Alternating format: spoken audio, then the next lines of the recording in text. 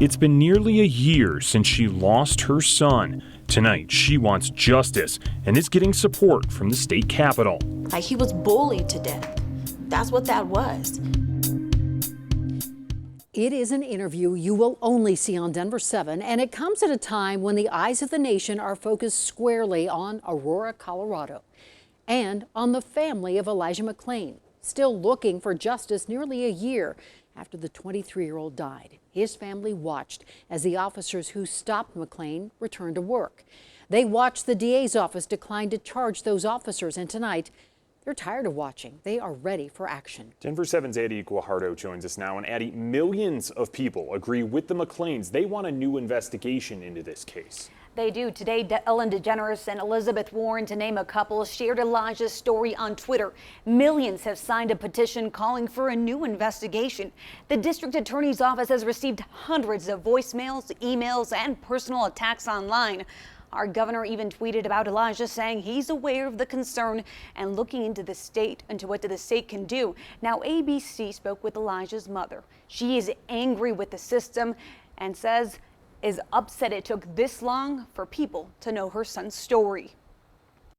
It hurts because I honestly didn't understand why Colorado wasn't there for Elijah like they were for George Floyd or even Breonna Taylor. Like, everybody's screaming names now, but I'm like, last year it would have made a big difference.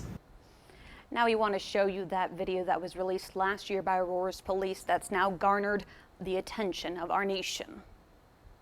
Stop. I have a right to stop you because you're being suspicious. It's this interaction with Aurora police. Turn around.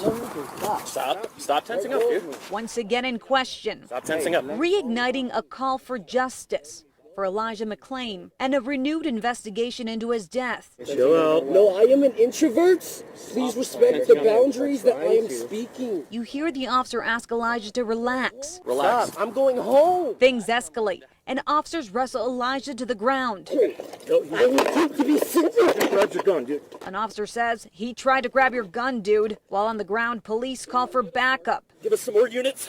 and threaten Elijah with a dog. If you keep messing around, I'm gonna bring my dog out. He's gonna dog bite you. You understand me? I was just going home. I'm so sorry. Your gun, dude. I have no gun. That's why I tried grabbing him. I don't do that stuff. I don't do any fighting. A paramedic gave Elijah a dose of ketamine. Elijah suffered a heart attack on the way to the hospital. The confrontation stemmed from a call of a suspicious man wearing a ski mask. An investigation ruled the force applied by officers, which included the carotid hold, was within policy training. None of the officers faced criminal charges. Elijah's manner of death was undetermined by the coroner's office. Now, more than 2.4 million people have signed a petition to take the officers off duty and are calling for an in-depth investigation. Supporters also left hundreds of voicemails for the district attorney. With regards to whether or not my decision would be different, the answer would be no, because the facts have not changed in front of me. Aurora City Council urged the city manager to present new third-party investigators. Addie Guajardo, Denver 7.